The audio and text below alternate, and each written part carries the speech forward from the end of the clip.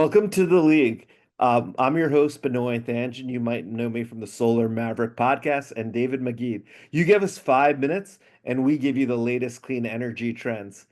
Well, we all know that getting clean energy projects connected isn't easy to connect to the grid. There's a lot of different issues that come into play: long queues, ghost projects, pause queues, lengthy studies, administrative delays, and a generation source that came online in 2023 spent an average of 5 years progressing from requesting connection to commercial operation, up from 2 years from 2000 to 2007. Well, there was this interesting report that came out recently by Power Advisory. It's called How Interconnection Reform Can Accelerate Clean Energy Deployment. They estimate that fixing or making more efficient the generator interconnection process could result in 100 billion in economic benefits and save Americans more than 1 million jobs. It's interesting because they say to boost deployment of grid scale clean energy by 60% by 2030 and 90% by 2040, that would supply almost 50 million homes with 100% clean energy in 2023 and 71 million by 2024 by 2040 by just reforming the interconnection queue, which is really interesting because a lot of queues are obviously going under interconnection reform.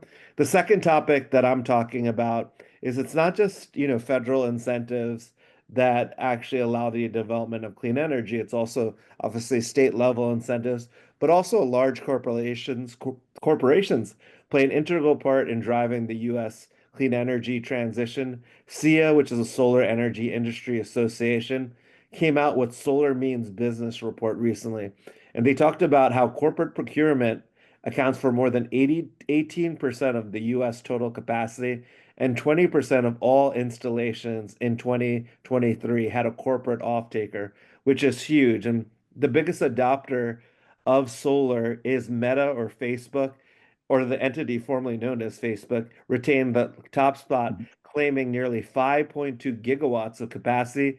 Amazon was a close second with 4.6, followed by Google at 2.6, and Apple at 1.2 gigawatts. Walmart, Target, Microsoft, Digital Reality, Verizon, and Home Depot round out the 10. For the ninth consecutive year, Target is the nation's leading on-site corporate user, putting 319 megawatts to work. If Target were a US state, it would be the 13th largest state for on-site solar, ahead of Texas and Florida nationally, which is crazy to think about if you really think about and that just shows you, like, obviously the possibilities in those states and the rest of America, which there's still a lot of rooftops that don't have solar. Also, the top ones are Prologis, Walmart, Amazon, and Blackstone fell out the top five companies for on-site solar installations. The top 10 list accounted for 1.36 gigawatts of solar, or 6.8% of the total US on-site capacity.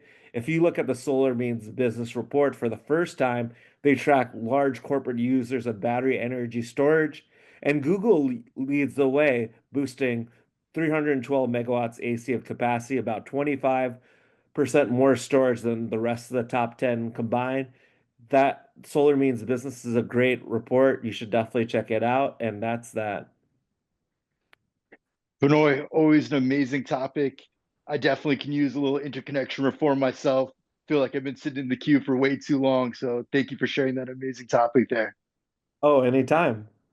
We're all dealing with this, so.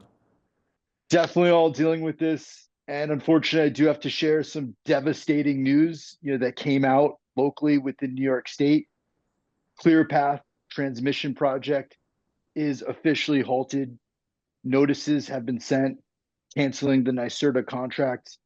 Those of you who are not aware of this amazing transmission project, it was not only transmission, incorporated nearly 20 renewable energy projects, an amazing pumped hydro solution for long duration energy storage. This transmission project was actually bringing renewable energy from Greene County all the way down to New York City, one of the most congested areas of all of us know, and was really designed to expedite and speed up Governor Hochul's amazing objectives that she put in place. So we're all very saddened by this news.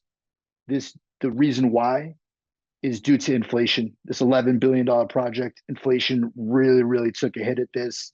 Interesting part about this site is it's using predominantly existing right-of-ways that are on the properties already, had very minimal impact. Developers, everybody is very upset about this. Second piece of news, staying locally within the New York State market, a little bit more exciting, is 30.9 gigawatts. That's the number that just got published in the NYISO cluster study of strictly battery energy storage, standalone battery energy storage projects that are submitted and have been accepted into the cluster study. 30.9 gigawatts. It's a lot of gigawatts. For context, NYSERDA's long-awaited index storage credit program had 3 gigawatts, 1 gigawatt per year on their open solicitation that's due to launch in Q3 of 2025, 1 gigawatt from that year going on. What does that tell us? There is a lot of market activity. Frankly, we have some more questions than answers at this stage, just looking to absorb this. Certainly, we've all seen many queues, come out, and these projects, as things go forward, projects being removed as they go through there for various different reasons. We're really interested to see how this plays out. I think the one thing that this does tell us is that there is huge demand for standalone battery energy storage within New York. New York has the potential to be a real leader within the space. And you've just enjoyed 5 minutes of the absolute greatest information in the clean tech industry. Today, it's Monday, December 9th. We're going to have some links on this page. You can actually see a map of all these projects, some of the great information that my colleague Benoit had shared with you today. 5 stars, make sure you share. And if you're not subscribed, you're not part of the industry. Enjoy.